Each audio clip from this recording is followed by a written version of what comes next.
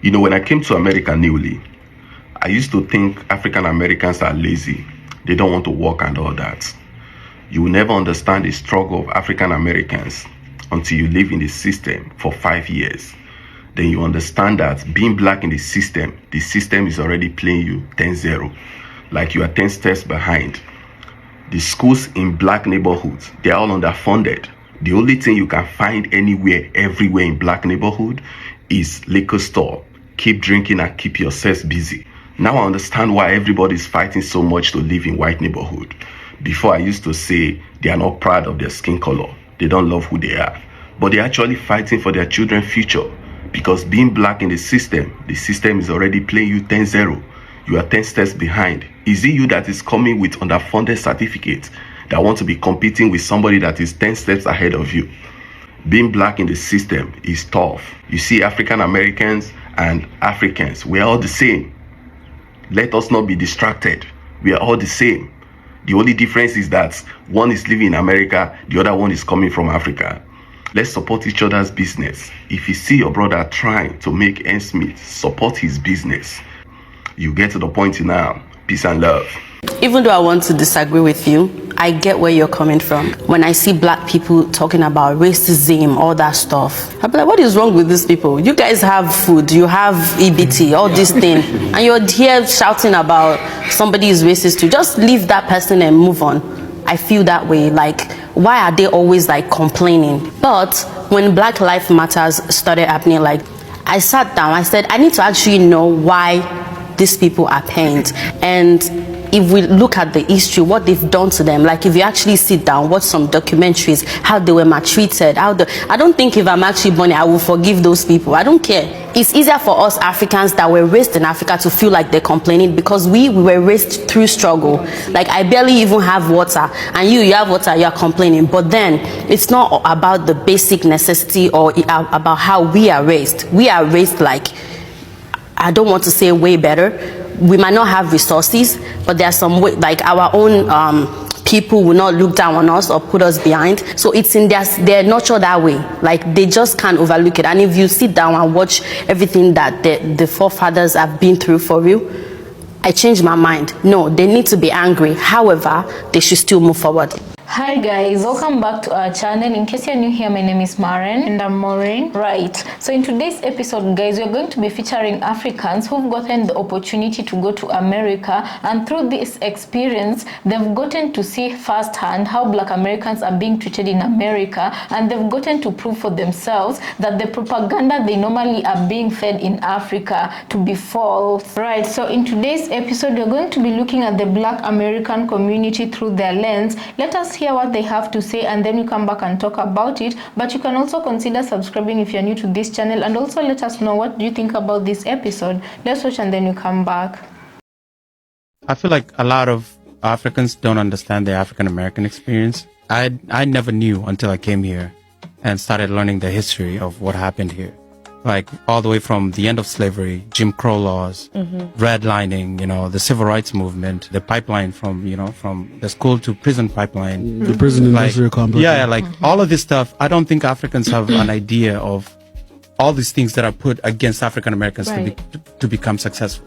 Like even the Africans that are brought here, we're brought and we're put into like nicer neighborhoods. They don't put us in Southside Chicago in like the worst neighborhoods where you literally have to get a gun to survive, My family members in the US, when they go to the bank to take a loan, they will be given a loan. But when their African American friends go there, to take the same loan, they will deny them, from having a loan.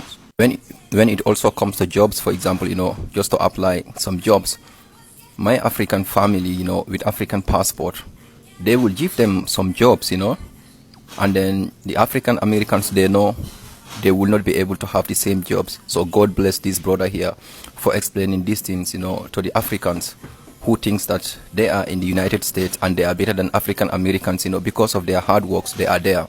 As he said, from the time of slavery all the way to the Jim Crow era in the United States, not only that, but even today, the way the system is built, you as an African with an African passport, the system will favor you than the African Americans. Because of why? The system knows that first, you are not American, And then not only that, but they can also put a pressure on you, just like at your workplace, to do certain things, even you don't want to. Why? Because you do not want to lose your green card, or you do not want to lose your job, which might just put you at the risk of deporting you back to your home country. I have seen a lot of Africans, on the internet talking about African Americans being lazy, being this, being that, I mean, if you think because of your hard work you are in the US, why don't you sit your ass in Africa, to work hard to get what you are having right now in the US? But no, because you can't make it in Africa because of the way our system back home here also is not enough jobs for people, not only jobs, but you, for example, who is from a minority family, let's start with, you will not have the chance, to be able to do something here, because it's not about what you know, it's about whom you know. The same system is in the United States put in place for the African Americans, So I want to see all of you black Americans, I want to see all of you black Africans, to work together, to know that we are all families, I am Africans. And then it hurts me a lot that by seeing Africans on the internet in the United States, trying to bully the African Americans, taking them as lazies, or taking them as they don't work. But this is what happens, if you do not learn your history, and not only that, you also think that white man is God, Trust me, so many of African people are brainwashed to believe in this, Sadly, we even have leaders right now in power who are working for the same people who are oppressing the African Americans in the United States. The same people, our own leaders in Africa, are also oppressing us. These people in the United States, these black Africans who think like this, they just think the same as some of our leaders here right now who are working with these Western powers to oppress the black peoples in general. So I said, it's time for you Africans, who think like this, to come on the table, to know that African Americans are our family members. As an African living in the United States, I used to share the same sentiment that Africans share about African Americans, because I had a hard time when I first moved here. People used to always tell me, you're not black enough, you're an Oreo, you're secretly white on the inside, as if I wasn't literally from Africa. But I now understand, after living here for 8 years, that black in the United States is a very specific criteria, and anything outside of that just doesn't fit. But I want to help African Americans understand that Africans coming to the United States are immigrants, first and foremost. Then they are Nigerian or Senegalese or whatever country they're from. And then at some point, they are black. But Africans don't put black high up on their identity well, as much as African Americans do. And that is for legitimate reasons on both ends. And so when an African is coming to the United States, they're thinking to themselves, okay, I'm an immigrant here. I have to do my best for myself and my family back home. The sacrifices that took for me to get here were no light work. Okay, so I need to really align myself with what's going to make me successful in this country. And because it's the United States, it's the dominant culture, which is white American culture. And so Africans are going to instinctively ally themselves with the culture that's going to give them the most success. I mean, African Americans even admit that they have to code switch to be successful here, because that's what brings success. And so Africans are like, all right, we'll do that. And it also doesn't help that for a long time, Africans are fed a very negative view of Black American culture, and that's its own propaganda. But because Africans are so conservative and they're coming to a country where Black Americans have been labeled as the antithesis to this conservative traditional family values, they have, if anything, more in common with Southern Baptist white racist people. But that aside, going back to identity markers, Black Americans put Black first and foremost, and then everything else goes below it. And so they're thinking when another Black people come to our country, they're going to want to integrate with us, the other Black people, because Black comes first. And they get quickly disappointed in realizing that for Africans, Black and the identity and that coming is not first. Their immigrant identity comes first, and then their country. And if anything, for us as Africans to feel like that's my brother, that's my brethren, or whatever, you have to come from the same tribe as us, because we have so many Black people around, we don't automatically pre-select for Black. But Black Americans don't have so many Black people around, have had to defend and protect their culture amidst a dominant white culture, and so they are already pre-select and are overprotective for Black. And so that's why I think at the core of it, there's like a deep misunderstanding because of not realizing that where we put our identity markers and what we put first and what we prioritize are so different culturally because of our differences in trauma, realistically. And so it does make sense that Black Americans will be like, oh, my people, my brethrens come here, and Africans coming to the United States are like, I'm just trying to make it here. Like, it's a lot of work to immigrate to the United States. And so y'all can stay over there, and I can see why it's hurtful, and I can see why it's taken personally, and I can see the deep misunderstanding and the betrayal that African Americans feel. But it's unfortunate, and that's just a reality. But if we can talk about it from this perspective, I think we can get to a better understanding. But I also believe that Africans that spend enough time in the United States get to this compassion and understanding of the Black American community, because it is a very unique and specific set of circumstances for a culture to grow and to develop.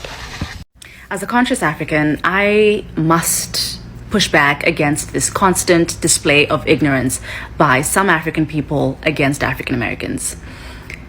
African Americans must know that this is not the sentiment of a majority of African people. The constant disregard and disrespect of African American accomplishments, of their struggle, of their grace, of their excellence, of their fortitude must stop. It is embarrassing, it is heartbreaking.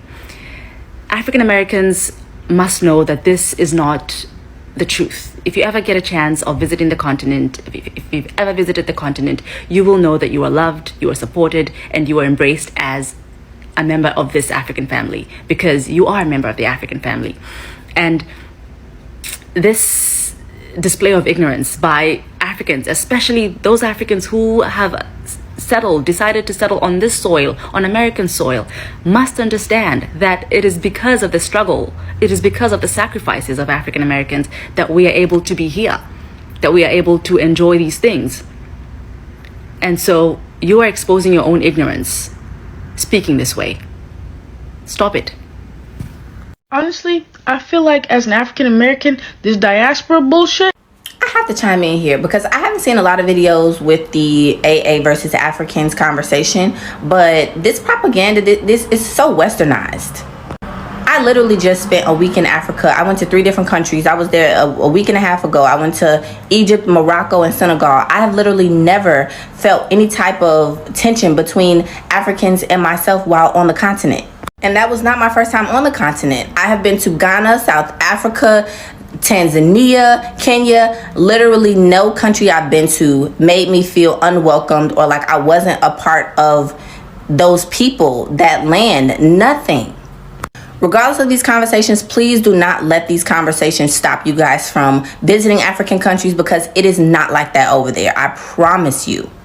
We have to stop this foolishness. Like, it's not gonna get us nowhere fast. We all just gotta love each other. We all look the same. Welcome back. Let us know what you think about the videos you just played in the comment section. Yeah, so one important thing I want us to note is that the fact that the first brother who spoke mentioned that the first time he learned about underfunded neighborhoods in America was the first time he actually got to mingle with Black Americans from such neighborhoods. And the funny thing is that the narrative of propaganda that is being pushed out here and to the screens of Africans, we are normally told that Black Americans are not educated, they are school dropouts, the only thing they know how to do is pushing, and just nefarious things, and that is the propaganda that is normally being driven here in Africa, right? And what they won't show, however, is how they deliberately underfund Black American schools, because there was a documentary we once watched late last year about 2 different schools, right? There was a Black American school and a white school, and a few students were taken from each of the schools, and it was like an exchange program. The white pupils went to the Black American school, and the black pupils went to the white American school. And these were just young kids, maybe I think teenagers. And in the white school, there was so much resources, even laptops, things like that. You know what I mean by they were funded well. And in the Black American school, school, there weren't even a lot of computers, and the computers that were available were so run down that they had to make do with what they had. And they were doing this exchange program because the white students didn't want education. They didn't appreciate what they had. Right. So it had to take them being taken to that neighborhood school for them to appreciate what they had. And the black kids, when they got to that white school, all of them were tearing up just because of how different the schools were, how much resources the white school had. And they started asking their teacher, how come if we all are students, how come this school has so much resources? These are some of the things we've never seen in our school, and we've never seen growing up in the place that we are growing up in. Right. So if this is not proof enough, if anything, it just shows how much hurdles is being placed in the Black American community for them to make sure that the Black American community ends up fitting the stereotypes and propaganda they keep on pushing out. So yeah, another thing I wanted us to look at is the fact that, guys, why would you ask yourself, why is it that Africans do not know? Someone mentioned that somewhere. Why is it that it's the fact that Africans don't know or don't learn Black American history? And the closest most of them, majority of them, get to learning Black American history is through the movies of slavery that depict what happened during those times. That's the closest most of Africans get the information from. Because I can tell you one thing, there's still a big part of the African continent that does not have access to internet. So for them, I feel privileged to be able to be getting such information because we live in a part where, like you'd say, it's modern. We can get this access to these things because we have access to internet, you know. So my question, as I was asking, is why is it that Black Africans are not learning the history of Black Americans, and like vice versa? Why is it that Black Americans are not being taught the history of Africans? Personally, I say I feel like it's more important for people to be learning or teaching history of people who look like them, rather than here in Africa, as we normally say, the most part of Africa, what we are taught in schools are the history to do with the palm colored people, how they discovered things. And even at that, it's not an accurate history, because how they're putting it, it's like a beautiful story time. When you read history books, a beautiful story time of how you look into how people were adventurous and exploring and finding beautiful things, you know. Yeah, the history kind of is painted like the George of the Jungle type of situation. You know, the way they romanticize how getting lost in the jungle is like the way he swings on trees, the way he gets helped by animals. Yeah, the way he becomes friends with the snakes and the elephants and whatnot in the jungle. Well, in reality, life in the jungle can be very, very, very challenging and difficult. People even lose their lives. You know, we see documentaries of people getting lost in the Amazon forest, and some end up losing their lives. So this is kind of like the same thing in Africa. When you're taught about the history of the people,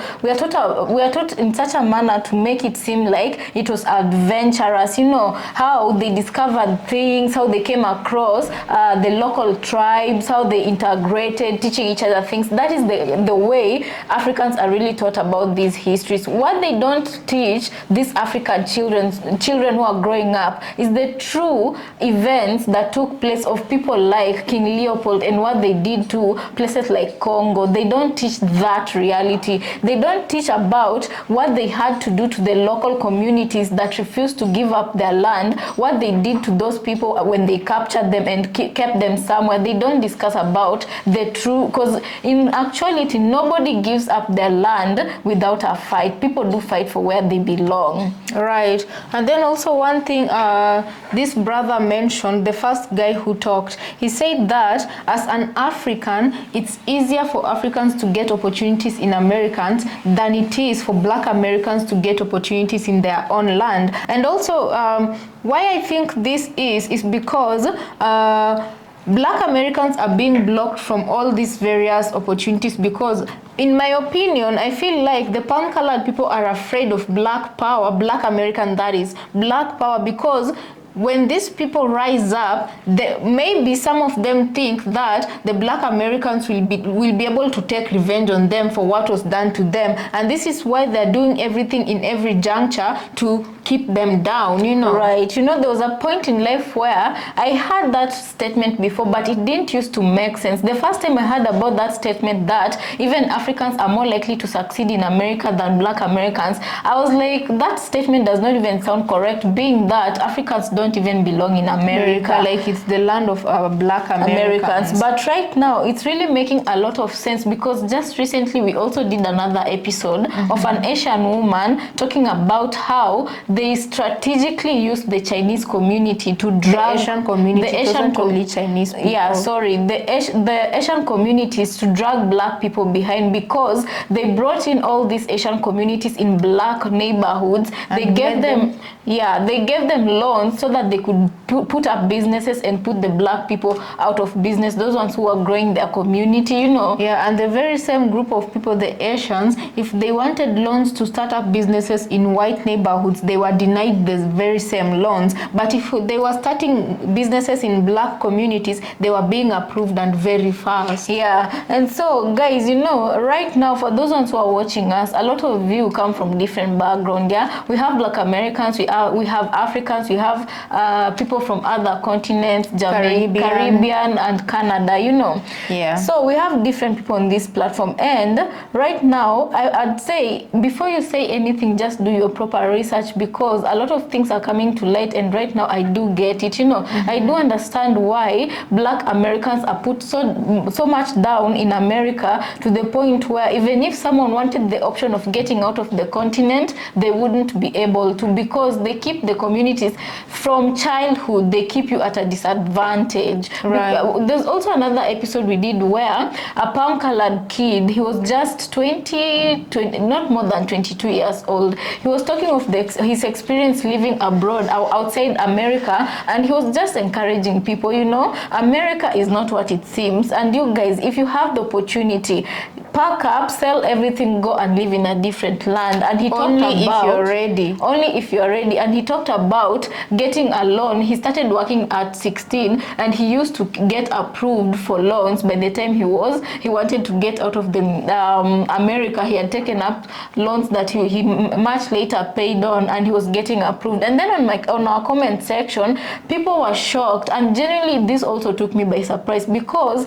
black Americans were shocked that that guy, he was getting loans as young as he was when he started to apply for them, and he was getting approved for those loans, despite black Americans having the credits they needed to get approved for loans, and they kept on being denied, you know. So those are the kind of things that really keep black Americans from moving ahead, because there's always something that brings them back. The biggest question now becomes, how do you handle this something? That will be the biggest challenge, as we always say, but how do you tackle this something as the black community? Yeah, although I do have to say that it is something that, you know, this group of Africans have started realizing and educating themselves, and they're actually seeing what's going on. There's a lady here who mentioned how when Africans go to America, they align with what brings them the most success. And the way she explained it, I feel like she was very she spoke it in a way that could be understood, and also that gives us a look into the psychology of those Africans who go there. Not to say that that hurts any less, but it's quite unfortunate that you have to deny people who look like you for you to make it with people who don't look like you. Yeah, and guys, this is where I normally say, yeah, there's a reason why divide and conquer was a rule that was used to do something, and right now I would say that it's still working. You know, if you can find that a group of people are still separating themselves from, despite all of us going through something the same or a similar situation, but you still don't see that the reason why you need to unite and what could come of uniting, you know. Also, another thing I could say is this group of well-informed Africans, at some point I do believe they didn't have this kind of information, yeah, but there's a reason why why they've gotten to the level they've gotten, and they have the kind of information they do have. Yeah, so I do feel like it's a work in progress. As I normally say, if you have a platform or whatever way you can contribute and chip in to make sure that that change comes, we all need to put in the work, because at the end of the day, the group, the percentage of those who are able to understand this concept and versus the percentage of those who still do not know the truth is quite bigger, you know. Yeah, so guys, let us know what you think about this episode, and also consider subscribing if you're new to our channel, and we'll see you on our next episode.